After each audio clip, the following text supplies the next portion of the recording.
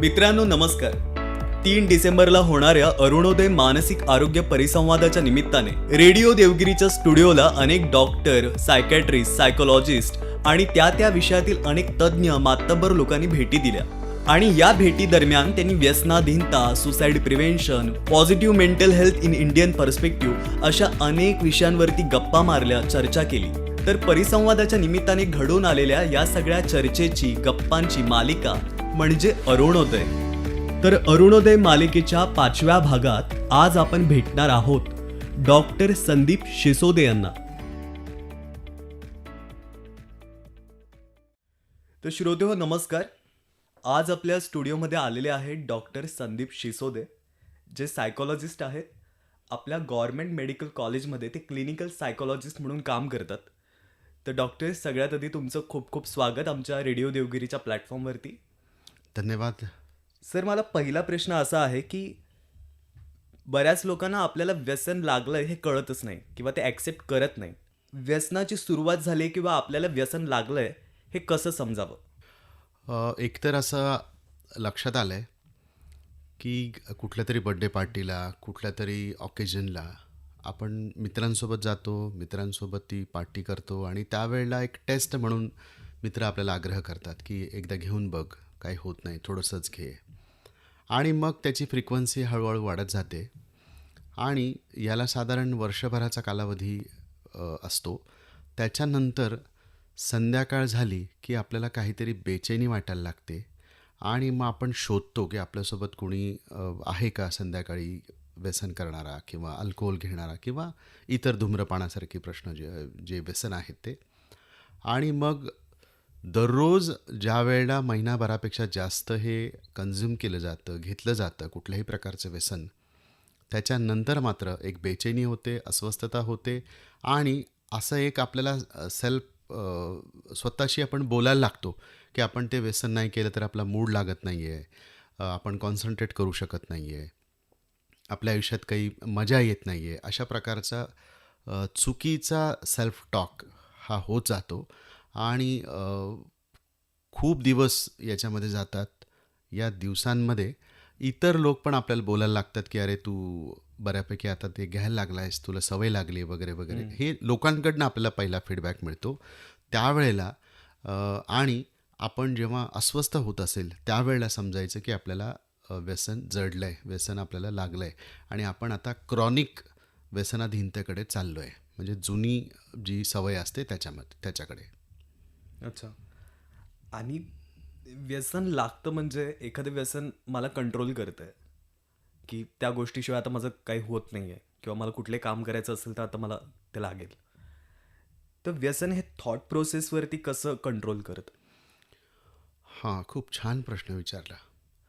आपला self talk जो असतो त्याच्यामध्ये बिलीफ्स सिस्टीम ही काम करत असते आणि बिलीफ सिस्टीम असं काम करत असते की एखादी घटना घडली की त्या घटनेनंतर मी कोणता विचार करतो त्याच्यावरून माझा परफॉर्मन्स, म्हणजे त्याच्यावरून माझं बिहेवियर डिपेंड असतं, त्याच्यावरून माझं बिहेवियर ठरतं.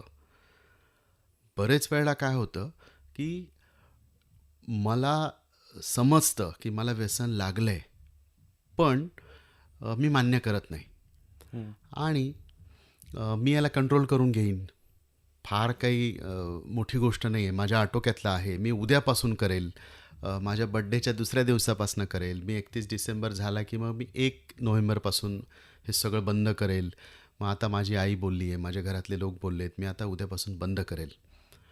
पण एक चुकीचा सेल्फ टॉक असा असतो की मी याला कधीही कंट्रोल करू शकतो.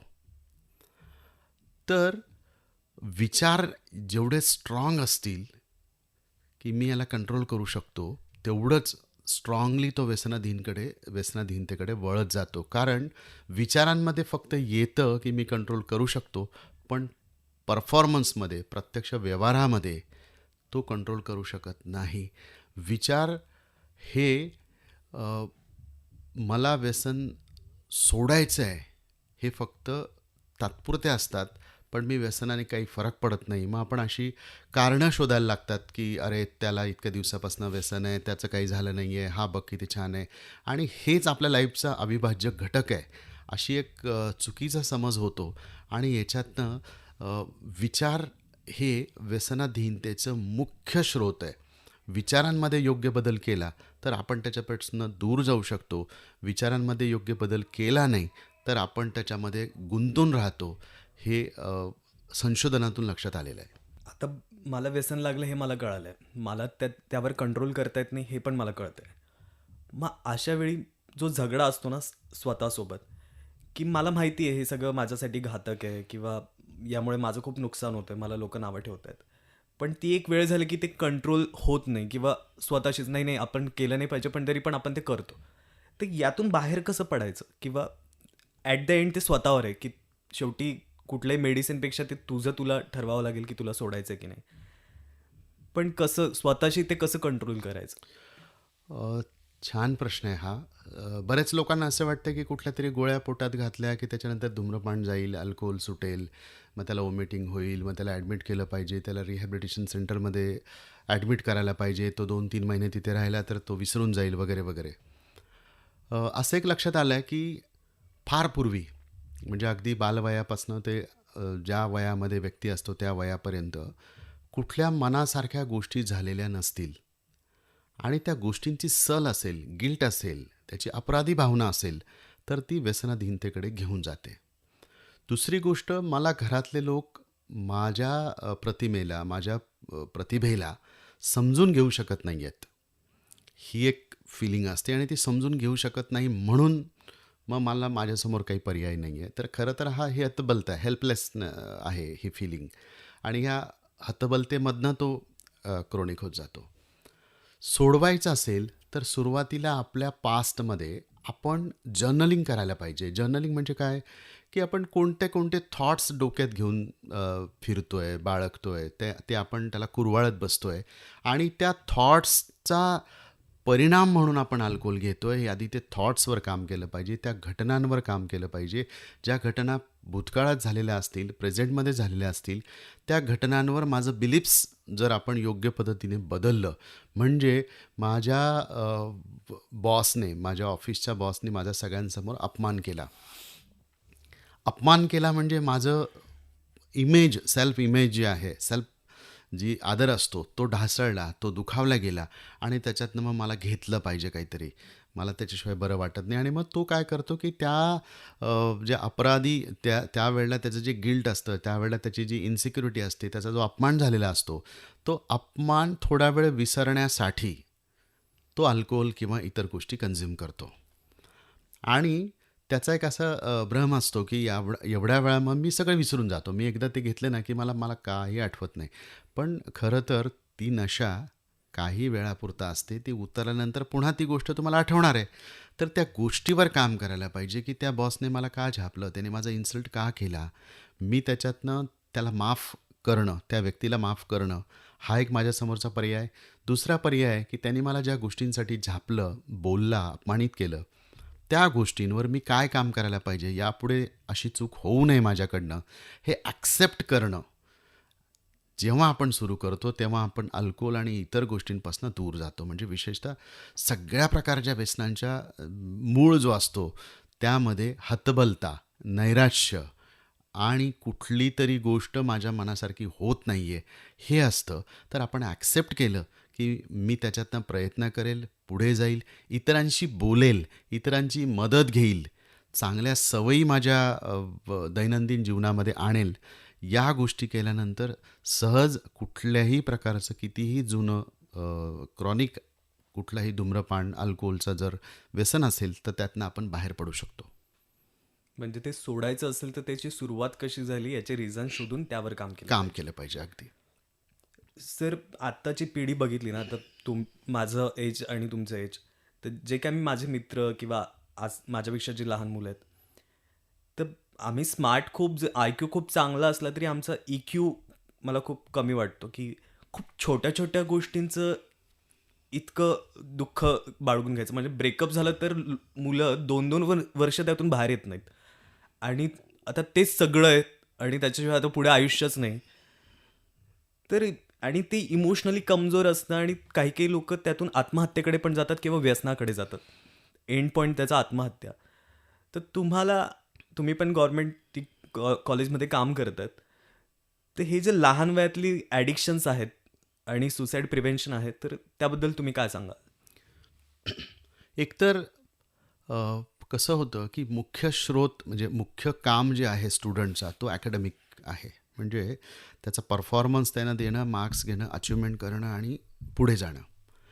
बरेचदा काय होतं की वर्गामध्ये बुलिंग होत असेल, त्याला चिडवलं जात असेल, आईवडिलांमध्ये बेबनाव असेल, त्यांच्यामध्ये संवाद नसेल, अभ्यासामध्ये फार इंटरेस्ट नसेल किंवा अभ्यासातला एखादा विषय मला अवघड जात असेल, मला हवे तेवढे मार्क्स मिळाले नसतील, मला वर्गामध्ये पाहिजे तसं फॅमिलीमध्ये पाहिजे तसं अटेन्शन मिळत नसेल, तर मुलं घराच्या बाहेर आणि शाळेच्या बाहेर पडतात आणि ते शोधतात, त्यांच्या इमोशनना समजून घेणारं शोधतात आणि नाही सापडलं तर मग ते सेल्फ पनिश करतात, स्वतःला पनिश करतात. माझं असं म्हणणं आहे की अल्कोहोल घेणारा किंवा कुठलंही धूम्रपान करणारा व्यसनाधीन व्यक्ती हा स्वतःला पनिश करत असतो. तो आनंदाने कुठलाच व्यक्ती घेत नसतो, तो स्वतःला पनिश करत असतो, शिक्षा देत असतो आणि या शिक्षेतनं तो या सगळ्या गोष्टींकडे वळत असतो आणि नंतर त्याची सवयीत रूपांतर होत असतं. याच्यात काय होतं की माझ्या मनासारखं झालं नाही म्हणजे व्यक्ती परिस्थिती आणि इतर लोकांना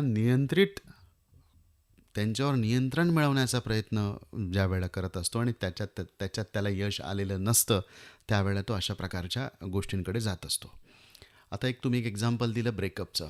तर मी असं म्हणतो की इतर लोक आणि परिस्थिती माझ्या नियंत्रणात कशी राहील, माझं त्या ठिकाणी काय चुकलं असेल. तर मी असं बघितलं आहे की ब्रेकअपच्या विशेष गोष्टींमध्ये मी तिच्यासाठी किंवा त्याच्यासाठी एवढं काम केलं आहे. त्यांनी मला जेव्हा केव्हा बोलवलं तेव्हा मी गेलो आहे. त्यांनी मला कधी आर्थिक मदत लागली तर मी केलेली आहे. तो आजारी असताना मी त्याला गोळ्या नेऊन दिल्या. म्हणजे अशा खूप साऱ्या एक्झाम्पल्स आहेत की मी काहीतरी केलं आहे त्या व्यक्तीसाठी आणि म्हणून त्या व्यक्तीने माझ्यासोबत राहावं आणि म्हणून त्या व्यक्तीने मला सोडू नये. मी खूप वेळ त्या व्यक्तीवर खर्च केला आहे. मी माझं सगळं सोडलं आहे, अभ्यास सोडला आहे, करिअर सोडलं आहे, पण त्या व्यक्तीसाठी अवेलेबल असलो आहे. मी त्या व्यक्तीने जेव्हा केव्हा मला SMS केला, फोन केला, तेव्हा तेव्हा मी तिला उत्तर दिलं आहे. पण मी जेव्हा तिला SMS करतो, फोन करतो, तेव्हा ती टाळते किंवा तो टाळतो, तो मला मेसेजचं उत्तर देत नाही.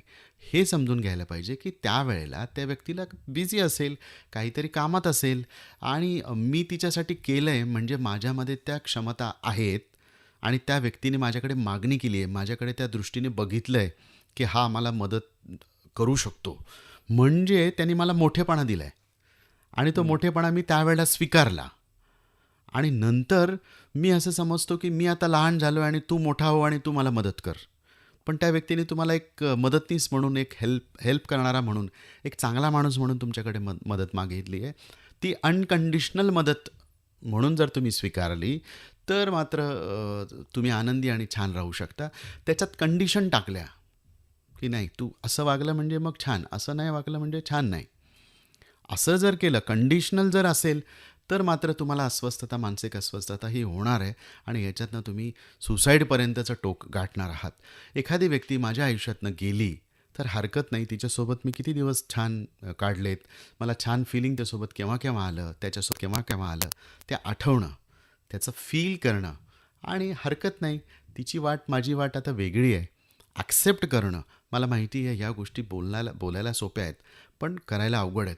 पण त्याच्यासाठी थोडंसं शांत राहून, स्वतःचं ॲनालिसिस करून, जर्नलिंग करून, आत्मपरीक्षण करून या गोष्टींतनं मार्ग मिळू शकतो.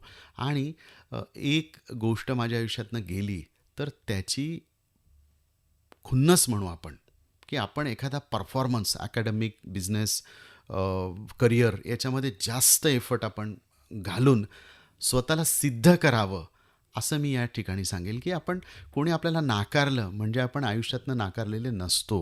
आयुष्य खूप सुंदर आहे, खूप लोक आहेत या जगामध्ये. तर एका व्यक्तीने माझी इमेज खाली किंवा वर अशी नसते, ती माझ्या स्वतःवर डिपेंड असते की मी स्वतःला कुठे ठेवायचं आहे, मी स्वतःला कुठे ठेवणार. ह्याचा जर विचार केला तर EQचा बॅलन्स हा होईल. आणि सगळ्यात महत्त्वाचं मी आधी जे सांगितलं ते अनकंडिशनल प्रेम, कुठल्याही गोष्टीवर अनकंडिशनल प्रेम. याच्यातली तिसरी गोष्ट माझी सेल्फ कन्सेप्ट, म्हणजे माझा आदर जो आहे माझ्याप्रती, तो इतरांकडून मिळाल्यापेक्षा माझा जर स्ट्रॉंग असेल तर मला इतरांची फार गरज नसेल. इतरांनी मला चांगलं म्हटलं तरी ओके आणि नाही म्हटलं तरी ओके. अशा प्रकारचा इझी, अगदी सहज तुम्ही या सगळ्या गोष्टीतनं बॅलन्स करू शकता. तुम्ही गव्हर्नमेंट मेडिकल कॉलेजला काम करत असताना बरेच पेशंट्स तुमच्याकडे येत असतील, तर पूर्ण सोशली विचार करता कुठले पेशंट जास्त असतात वयाच्या मानाने बोललो आपण तर, किंवा अशी वर्गवारी जरी केली की आता स्लम एरियामध्ये बरेच लोक व्यसन करतात आणि त्यांना त्याचं हेच नसतं, हां करतात आणि लोक पण त्यांना इग्नोर करतात, "अरे, हे लोक ऐसी होते", असं बघण्याचं पॉईंट ऑफ व्ह्यू नाही, हे दारू पितात, हे असेच असतात, ही लोक अशीच राहतात. तर हे की त्याला आपण मदत केली पाहिजे, त्याला यातून बाहेर पडण्यासाठी मदत केली पाहिजे, कारण ते त्याच्या कंट्रोलच्या बाहेर आहे जर तो व्यसनी आहे तर. तर कोणीतरी बाहेरच्या माणसाला असं वाटणं की नाही याला आता आपण बाहेर काढलं पाहिजे, आता हे याच्या कंट्रोलच्या बाहेर गेलंय, तर असं वाटतच नाही, आपण इग्नोर करतो, अरे पिलेला आहे, किंवा पिऊन माणूस बऱ्याच गोष्टी करतात तर आपण त्याला इग्नोर करतो.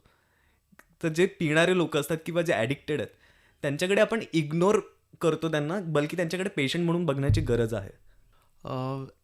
तुम्ही बरोबर म्हणलात की एज आता साधारण 14 वर्षापासून पुढे आणि वेगवेगळे शहरामध्ये वेगवेगळ्या प्रकारचे किंवा इतर सगळीकडेच वेगवेगळ्या प्रकारचे व्यसन मुलांना लागलेले दिसतात.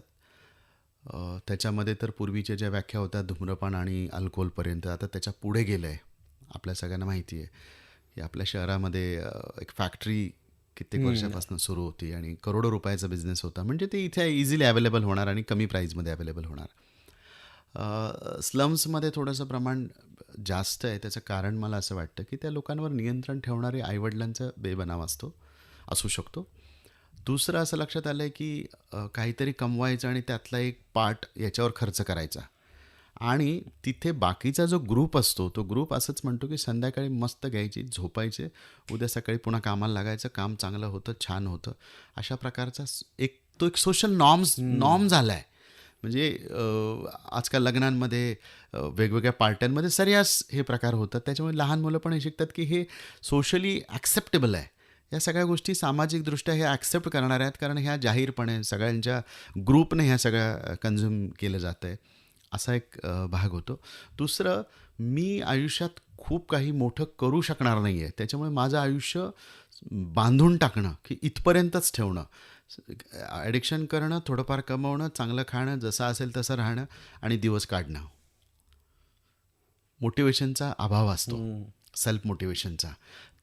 तो स्वतःला बांधून टाकतो एका चौकटीत आणि त्याच्या बाहेर त्याची जायची इच्छा नसते.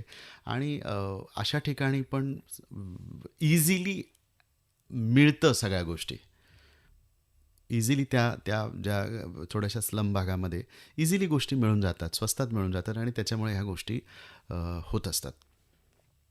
याच्यात पुरुषांचं प्रमाण हे निश्चित जास्त आहे, महिलांचं प्रमाण आहे, पण त्याच्यात फार म्हणजे इकडे जर 100पैकी 30 आपण कन्सिडर केलं तर महिलांचं प्रमाण साधारण 3% आहे. त्यातल्या त्यात धूम्रपानाचं प्रमाण थोडंसं जास्त आहे महिलांमध्ये, साधारण 6% असेल. म्हणजे अल्कोहोलच्या पेक्षा 3% जास्त हे धूम्रपानाचं प्रमाण दिसतं.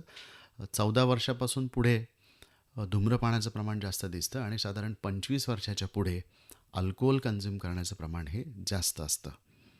आणि मी असं म्हणतो की सुसाईडचा आणि मानसिक आरोग्याचं मूळ हे व्यसनामध्ये आहे. व्यसन जडलं की त्या व्यक्तीला मानसिक आरोग्य त्याचं खराब होणारच. तो व्यक्ती सुसाईडचा अटेम्प्ट किंवा इतरांना थ्रेट करण्याचा अटेम्प्ट हा करू शकतो, कारण तो नशेत असतो. त्याला सोशल नॉर्म्स ज्या असतात त्यावेळेला तो पाळत नाही, विशेषतः कायद्याच्या गोष्टी त्याला माहीत नसतात, तो सहज त्या गोष्टी करून जातो. म्हणून आपण काही दिवसांमध्ये बघितलं की अगदी जवळच्या नातेवाईकांनासुद्धा मला पैसे वेळेवर मिळाले नाहीत, मला त्या व्यसनासाठी पैसे अवेलेबल नाही झाले, तर ज्या व्यक्तीकडे तो डिमांड करतो त्यांनी ते पुरवलं नाही तर त्याला मारण्यापर्यंतची त्याची मजल जाऊ शकते. याच्यातनं मग गुन्हेगारी पण वाढण्याचं मुख्य कारण आहे. आपण पूर्ण सोशली विचार केला तर या समाजाची मेंटल हेल्थ चांगलं ठेवण्यासाठी आपण काय प्रयत्न केले पाहिजे? म्हणजे याच्यामध्ये पहिला फॅमिलीचा जर आपण विचार केला तर मी असं म्हणेल की फॅमिलीमध्ये किमान ॲव्हरेज संवाद ठेवणं, पटकन एखाद्या व्यक्तीला लेबलिंग न करणं, तू खराब आहे, तुला अभ्यास जमत नाही, तू खोटं बोलतो, तू असाच आहे, तू तसाच आहे, लेबलिंग पटकन जर केलं तर ती व्यक्ती हर्ट होते आणि तिला पहिला मार्ग हा व्यसनतेचा मिळतो. तो दुसरा मार्ग येईपर्यंत त्याला वेळ झालेला असतो. समाजाने पण या लोकांना समजून घेणं, म्हणजे हा वाया गेलाय वगैरे वगैरे असे जे काही टॉक असतात त्याच्यापेक्षा त्याच्याशी बोललं, त्याच्या मनातल्या गोष्टी शेअर करायला मदत केली, ऐकून घेतलं, त्याला लिसनिंग केलं, फक्त लिसनिंग जरी केलं तरीसुद्धा बऱ्यापैकी लोकांना याच्यातनं चांगला रिलीफ मिळतो. होतं काय, आपल्याकडे जे व्यसन आहे त्या व्यसनावर बोललं जातं. तो व्यसन का करतोय, त्याच्या मागच्या त्याचे इमोशन्स काय आहेत, तो कुठे दुखावला गेला आहे, कोणत्या घटनेने दुखावला गेला आहे, त्याला एखादी छोटीशी गोष्ट जर हवी असेल आणि ती गोष्ट जर आपण त्याला प्रोव्हाइड केली, ती छोटीशी गोष्ट मुख्यतः रिस्पेक्ट, त्याचा आदर आपण वाढवला तर बरेचदा ब्रेनसुद्धा असं काम करायला लागतो की त्याच्यातनं मार्ग काढायचे उत्तरं तो स्वतःला द्यायला लागतो. म्हणजे एक मुलगा होता जो नव्याने जे काही बटन वगैरे सारखी गोष्टी त्याशी एक 16 वर्षाचा मुलगा होता आणि तो दररोज व्यसन करायचा, रात्रभर बाहेर राहायचा. काय व्हायचं की दररोज रात्री बाहेर जाणं, दिवसभर काम करणं, कुठले तरी पैसे आले की त्याच्यातनं व्यसन करणं आणि सकाळी 4 वाजता 5 वाजता येणं.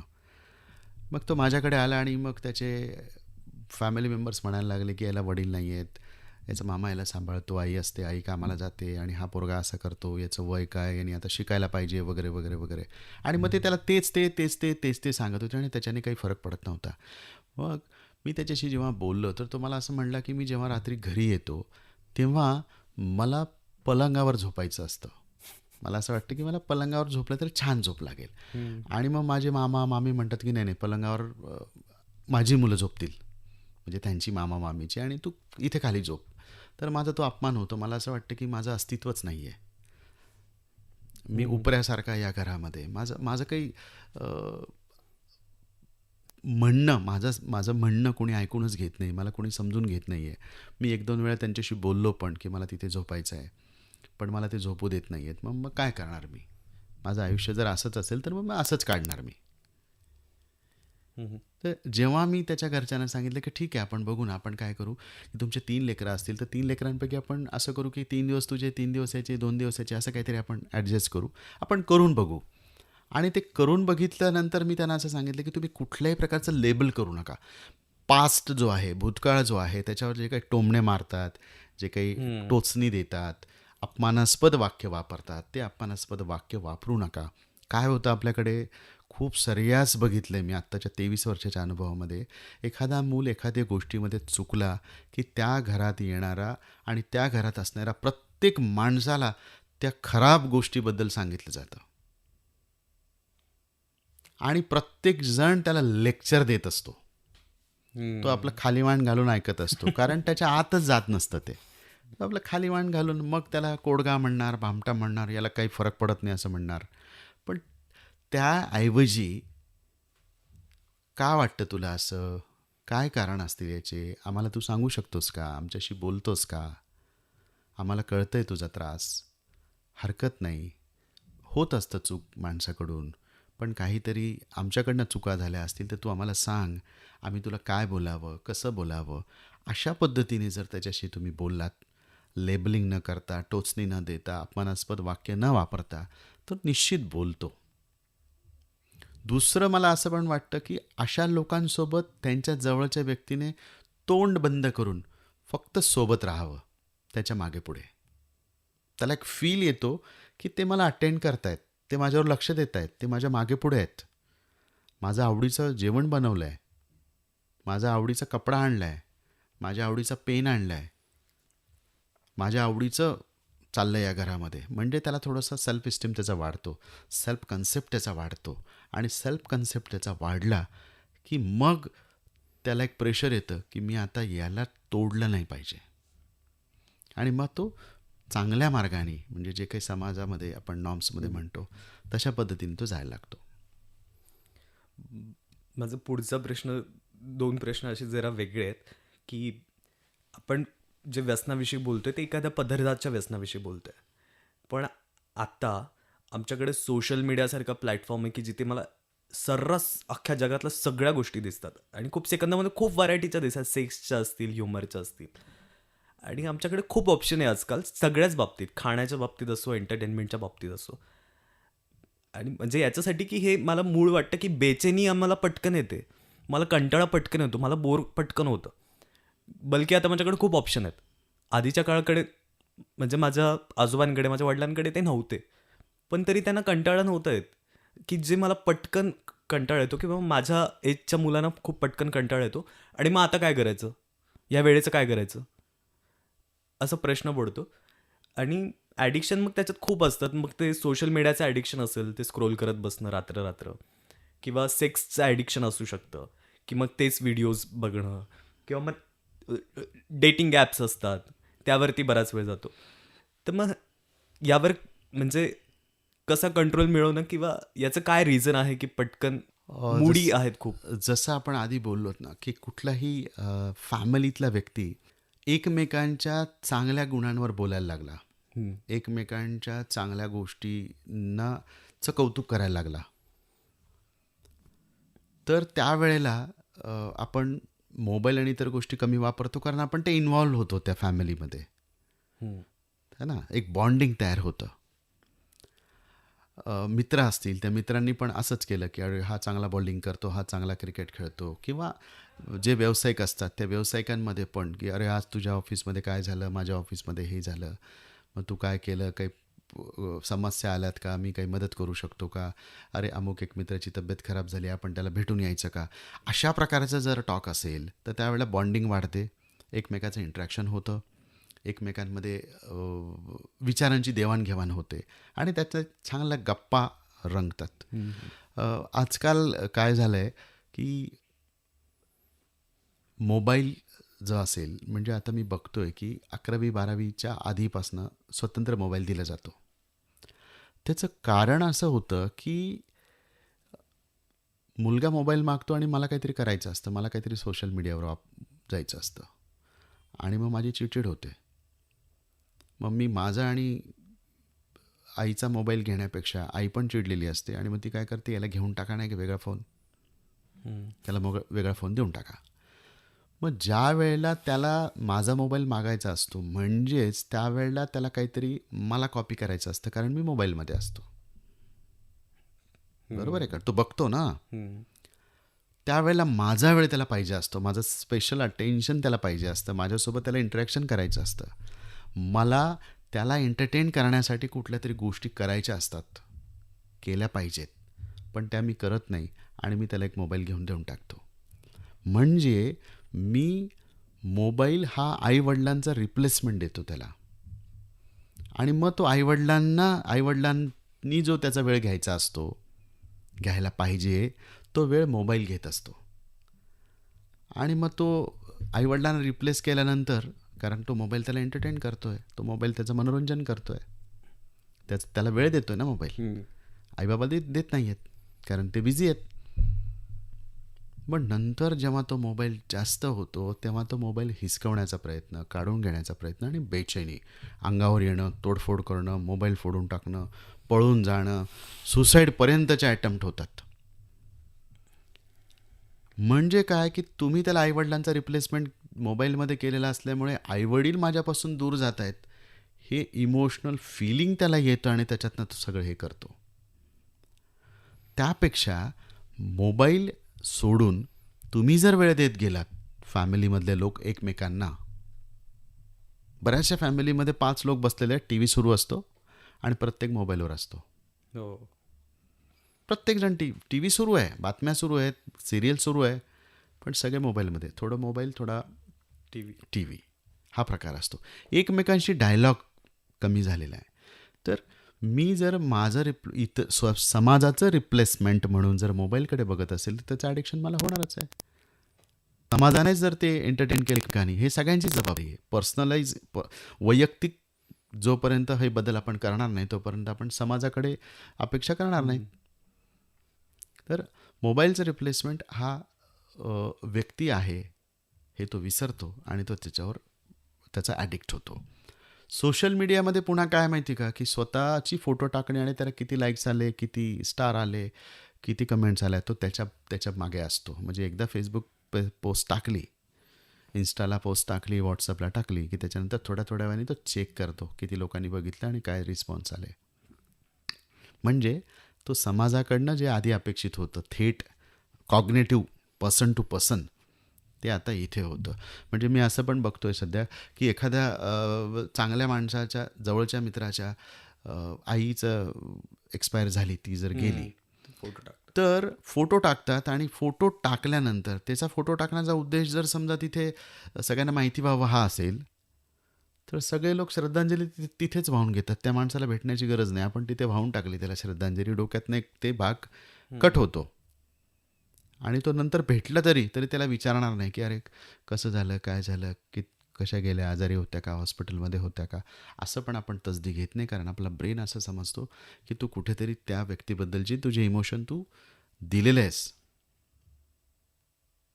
तर हा एकूण पुन्हा माझं अस्तित्व दाखवण्यासाठी सोशल मीडिया असतो.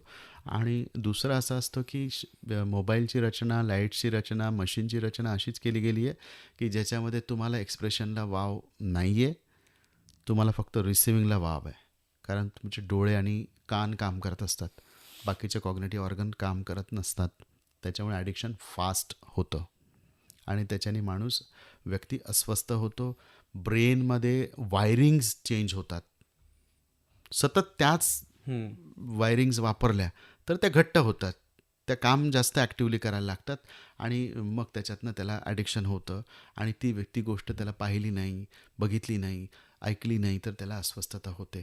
दुसरं, मोबाईलमुळे इमोशनल बोथट होत चालली मंडळी.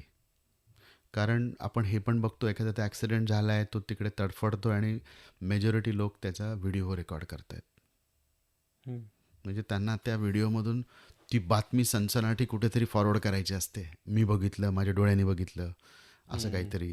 किंवा मी मध्ये एकदा ताडोबाला गेलो होतो, तर त्या लोकांनी तिथेच दिसतो आपल्याला टायगर, त्या टायगरच्या डोळ्यांनी बघायच्या ऐवजी मोबाईलने बघितलं जातं. कुठला तरी गाण्यांचा कार्यक्रम असतो, त्या गाण्यांमध्ये स्वतः ऐकायच्या ऐवजी त्या मोबाईलच्या रेकॉर्डिंगमध्ये वेळ जातो.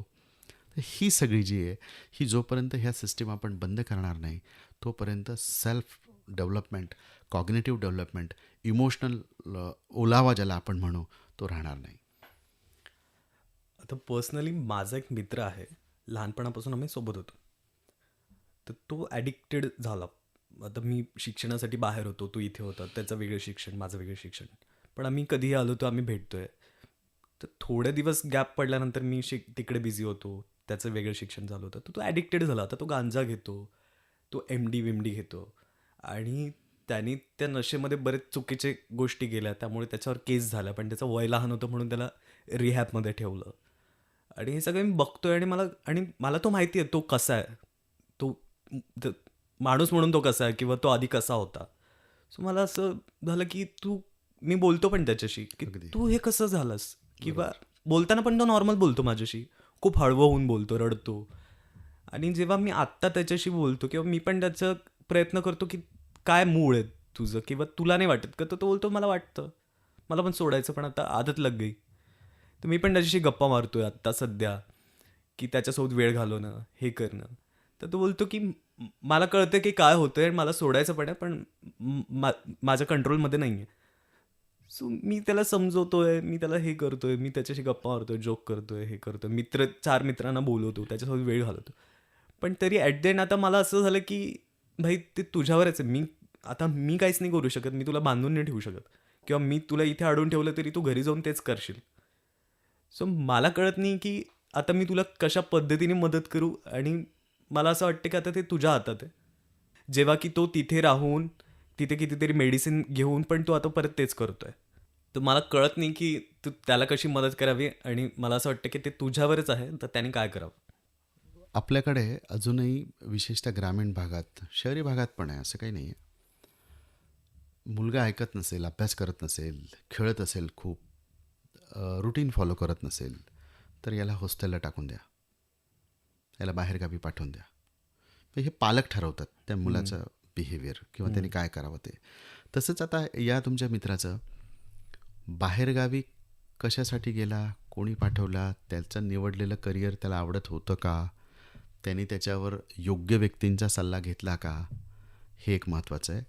त्याच्या अपब्रिंगिंगमध्ये काही इश्यूज झाले असतील, आईवडिलांशी संबंधित, भावंडांच्या संबंधित, शेजारी मित्रांच्या संबंधित, शाळेत काही बुली झालं का, ब्रेकअप झालं का, कुठल्याच शिक्षकाने सगळ्या मुलांसमोर अपमानित केलं का, मग अशा अशा ज्या पास्टमध्ये घडलेल्या घटना असतात त्याचं ट्रिगर म्हणजे तशा प्रकारच्या गोष्टी आठवणं, डोळ्यासमोर घडणं, ऐकणं असं जर ट्रिगर होत असेल तर व्यक्ती स्वतःला विक्टिमाइज करतो की मी बिचारा, माझ्यावर किती अन्याय झाला आहे, मी कसा पिळला गेलो आहे, माझ्यावर कसं सगळं असं तो स्वतःला विक्टिमाइज करतो आणि या विक्टिमाइजमधून तो व्यसनाधीनतेकडे जातो.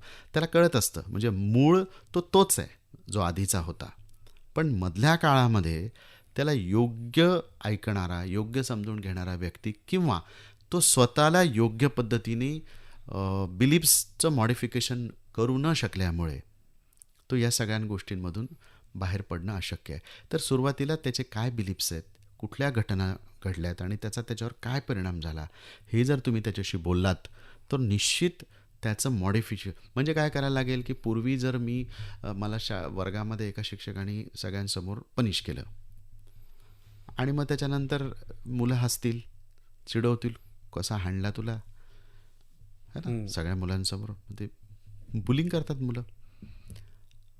मला शिक्षकाने मारलं म्हणजेच मला बिहेवियर इथून पुढे चांगलं ठेवायचं आहे, मला रेग्युलर अभ्यास करायचा आहे आणि मी पहिला आहे की ज्यांनी मला शिक्षकाने किती प्रेम आहे शिक्षकाचं माझ्यावर की ज्यांनी मला पनिश केलं आहे, त्याचं माझ्यावर विशेष प्रेम आहे. इतर मुलांबरोबर तेवढं प्रेम नाही त्याचं. माझ्यावर किती लक्ष आहे त्या टीचरचं, माझ्या जे लक्ष इतर मुलांवर नाही आहे. हे बिलीफ्स वापरले तर त्याचा कॉन्सिक्वेन्सेस पॉझिटिव्ह होईल. मलाच मारलं, दुसऱ्याची चूक असताना त्याला नाही मारलं, तिसऱ्याने इतकं ओरडलं त्याला तरी नाही मारलं, त्याचे आईवडील त्याच्या ओळखीचे म्हणून नाही मारलं, शिक्षकच खराब आहे, असा जर बिलीफ्स केला त्याचे कॉन्सिक्वेन्सेस वाईट होतील. बिलीफ्स मॉडिफाय करणं, कोणत्या बिलीफ्स नंतर माझी अस्वस्थता कमी होते याचं ऑब्झर्व करणं, याचं जर्नलिंग करणं ही अत्यंत सोपी आणि चांगली मेथड आहे, ज्याला REPT आणि CBT असं म्हणतात. काउंटर थॉट, हो मारलं, मग मी आता काय करू त्याच्यात. दुसरं कसं माहिती आहे का की डोक्यातनं हे निघून गेलं पाहिजे, तू डोक्यातनं काढून टाक, असं काही नसतं, विसरून जा त्या मुलीला, असं नसतं. त्याला म्हणावं हरकत नाही, ठेव तुझ्या डोक्यात, तुझे जे चुकीचे थॉट येत आहेत ना ते तुझेच आहेत, त्याला वेलकम कर, त्याला चहा पाणी कर, त्याला थँक्यू म्हण, त्याच्याशी दोस्ती कर, तर इमिडिएट रॅशनल थॉट्स यायला लागतात आणि या रॅशनल थॉट्स यायला सुरुवात झाली की बिहेवियर पण टप्प्याटप्प्याने रॅशनल होत जातं.